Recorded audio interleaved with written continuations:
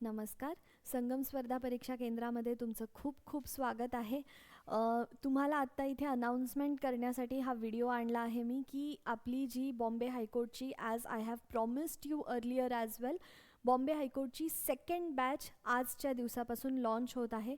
First बॅचमध्ये आपण जेवढं प्रॉमिस केलं होतं तेवढे स्टुडंट्स फुल झालेले आहेत. 100 स्टुडंट्स आपण घेणार होतो. 100 ॲडमिशन्स झालेले आहे. We didn't expected so much म्हणजे इतक्या अर्ली होतील म्हणून, बट स्टील आता आपली सेकंड बॅच चालू झालेली आहे आजपासून. यामध्ये तुम्ही माझे इंग्लिशचे जे लेक्चर्स आहेत ते सगळे नव्याने होणार आहे. इथून पुढे सगळे 5-6 जे आपले बॉम्बे हायकोर्टचे विषय सगळे नव्याने चालू होणार आहेत. बॅचचं फीचर काय आहे ते मी तुम्हाला इथे सांगून देते. English, Marathi, maths, reasoning, computer हे सगळे विषय तुम्हाला लेक्चरमध्ये शिकवले जाते. इंग्लिशचे मी तुम्हाला वर्गामध्ये नोट्स डिक्टेट करून देते. ते तुम्ही जशाला तसे लिहायचे आहेत. In detail notes with spelling मी तुम्हाला सांगत असते.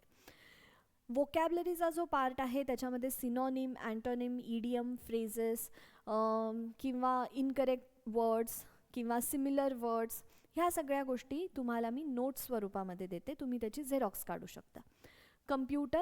कम्प्युटरचे मी पूर्ण A to Z नोट्स देते. तुम्ही फक्त लेक्चरच्या आधी मी तुम्हाला, जर तुम्ही ऑफलाईन असाल तर वर्गात यायच्या आधी नोट्स तुम्हाला आजच्या लेक्चरचे नोट्स झेरॉक्स म्हणून तुम्हाला मिळतात. जर तुम्ही ऑनलाईनचे स्टुडंट असाल तर तुम्हाला तुमच्या प्रायव्हेट टेलिग्राम चॅनलवरती आजच्या लेक्चरचे स्पेसिफिक नोट्स मिळतात. तुम्ही फक्त नोट्स बघायचे, मी काय शिकवते ते ऐकायचं, जे गोष्टी अंडरलाईन करायला लावते ते अंडरलाईन करायचं.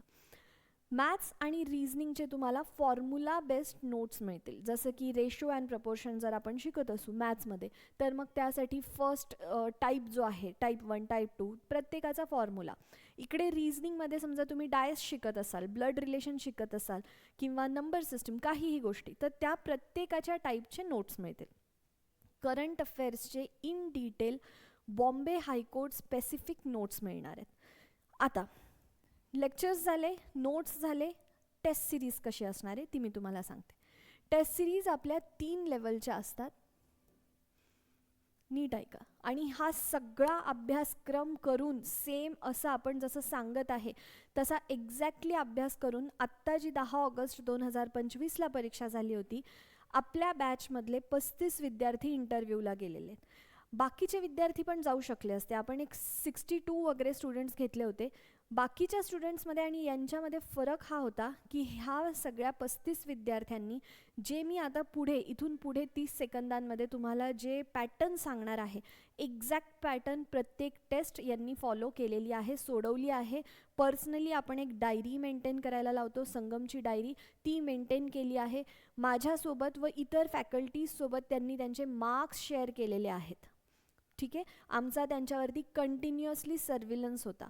If you are also going to choose that path, तर पुढच्या वेळेस इथून पुढे आता 2026मध्ये तुम्ही तिथे बॉम्बे हायकोर्ट किंवा इथे संभाजीनगर किंवा नागपूर जिथे कुठे तुम्ही सीट सिलेक्ट केली आहे तिथे तुम्ही ॲज अ क्लर्क रुजू होणार आहात.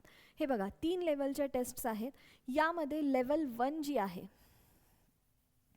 लेवल 1, या लेवल 1मध्ये तुम्हाला डेली MCQs मिळतात.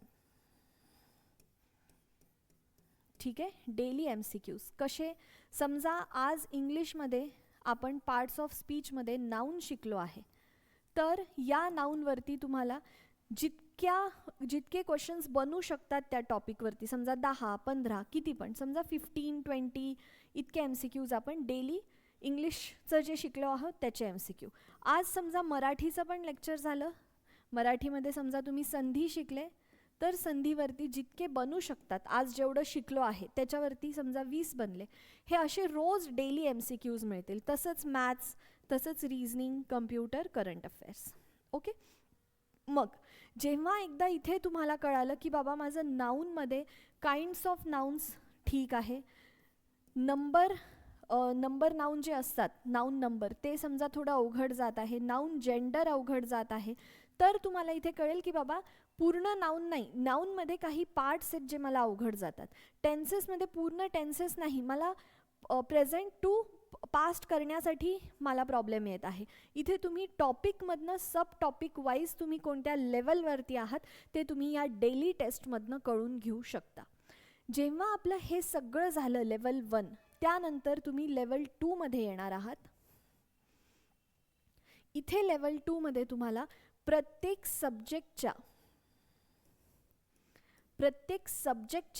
तुम्हाला इथे फुल टेस्ट मिळणार आहे, फुल लेंथ टेस्ट. ठीक आहे, म्हणजे समजा तुम्हाला इथे इंग्लिशच्या 5 to 7 टेस्ट मिळणार आहेत, तसंच मॅथ्स, रिझनिंग, मराठी सगळ्या गोष्टी. ओके, ही झाली लेवल 2. इथे आता तुम्हाला कळेल की बाबा जे मला 6 विषय आहेत बॉम्बे हायकोर्टमध्ये, त्यामध्ये मी कोणत्या विषयामध्ये एक्झॅक्टली चांगलं करत आहे आणि कोणत्या विषयामध्ये मी थोडा पुअर आहे. आधी तुम्हाला इथून टॉपिक्स कळाले, टॉपिक्स नंतर आता तुम्ही फुल सब्जेक्टवरती जात आहात. जेव्हा आपली ही पूर्ण तयारी झाली, इथे तुमचे सुमारे 2500 प्लस क्वेश्चन्स सॉल्व्ह होत आहेत या 2 लेवलमध्ये. आणि त्यानंतर फायनली तुमची लेवल 3 येणार आहे. ही परीक्षेच्या आधी असणार आहे. परीक्षेची जशी त्यांनी डेट अनाऊन्स केली बॉम्बे हायकोर्टनी, त्यानंतर आपण याचं शेड्यूल तुम्हाला सांगतो. आणि इथे तुम्हाला Bombay high court specific 90 questions in 60 minutes, आणि यामध्ये सगळे 6 विषय इन्क्लुडेड, ही अशी तुमची फायनल, याला आपण म्हणतो बॉम्बे हायकोर्ट ग्रँड टेस्ट, ही होणार आहे. ओके, आता मला तुम्ही सांगा की एवढ्या लेवल्स ज्या विद्यार्थ्यांनी पार केलेल्या आहेत, ते कसं काय बॉम्बे हायकोर्टला गेल्यावरती ह्या गोष्टी सांगू शकतात की मला पेपरला वेळ नाही मिळाला, क्वेश्चन सॉल्व्ह करायला वेळ नाही मिळाला, पेपर लेंदी होता. हे सगळं होत नाही जर तुम्ही एवढे सगळे क्वेश्चन सॉल्व्ह केलेले आहेत आणि हे एक्झॅक्टली बॉम्बे हायकोर्ट पॅटर्नवरती असतात. या सगळ्या गोष्टी तुम्हाला या बॅचमध्ये इन्क्लुडेड आहेत. सगळे लेक्चर्स होतील, नोट्स होतील with test series. Okay, so that is why ह्याच गोष्टीमुळे मी तुम्हाला सांगते की Sangam is equals to quality. ही क्वालिटी तुम्हाला 499, 999 मध्ये मिळणार नाही. कोणतीही रेकॉर्डेड 7-8 वर्षापूर्वीची बॅच तुम्हाला ते देतील. आपल्याकडे पण 10 ऑगस्टला जी परीक्षा झाली होती, जून-जुलैमध्ये आपले जे क्लासेस झाले त्याचे पण व्हिडिओज आहेत, बट आपण ते व्हिडिओज कधीच देत नाही स्टुडंट्सला. कारण की मला एवढं माहिती आहे की नाऊनची डेफिनेशन तलाठीमध्ये आणि बॉम्बे हायकोर्टमध्ये वेगळी होणार नाही.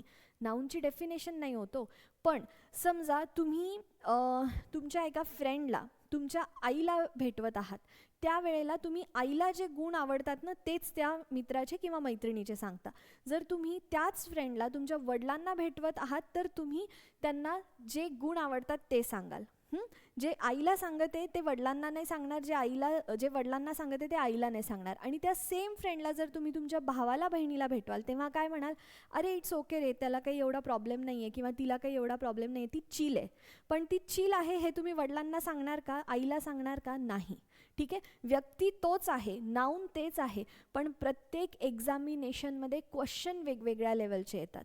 तुम्हाला राज्यसेवेसारखे क्वेश्चन्स कंबाईनमध्ये दिसत नाही किंवा कंबाईनसारखे क्वेश्चन तुम्हाला बॉम्बे हायकोर्टमध्ये दिसणार नाही. आणि म्हणून सांगत आहे मी, इथे खूप मोठ्या अक्षरात लिहिते मी, जे आपले स्टुडंट्स आहेत त्यांना ऑलरेडी माहिती आहे, संगम इज इक्वल्स टू क्वालिटी. आणि ॲक्च्युली हे मला माझ्या स्टुडंट्सनी सांगितलेलं आहे की मॅम आम्हाला दिसले आहेत बरेच दुसरे लेक्चर्स, पण आम्हाला इथे क्वालिटी दिसत आहे. ठीक आहे, तर त्यामुळे आता हे बघा, बॅच कशी घ्यायची, हा व्हिडिओ बघितल्यानंतर बॅच कशी घ्यायची हा डाऊट तुम्हाला यायला नाही पाहिजे. हे बघा, गुगल क्रोमवर जायचं, संगमस्पर्धा.com टाकू शकता, संगम स्पर्धा टाकू शकता, इथे क्लिक करायचं, ही आपली वेबसाईट आहे. ओके, वेबसाईटवरती गेल्यावरती तुम्ही जिथे कुठे बॉम्बे हायकोर्ट दिसतंय, समजा इथे दिसतंय, याच्यावरती क्लिक केलं की तुम्ही इथून ही बॅच परचेस करू शकता. किंवा इथे जरी गेले तुम्ही तर इथे बॉम्बे हायकोर्टचा सेक्शन दिसतोय. हे बघा, ही जी फर्स्ट बॅच होती तिथे सीट्स ऑलरेडी फुल झालेल्या आहेत. याच्यावर आपण क्लिक जरी केलं तर आपण काहीच नाही करू शकत. ही 16 नोव्हेंबरला आपली बॅच लाईव्ह झाली होती आणि ती आता फुल झालेली आहे.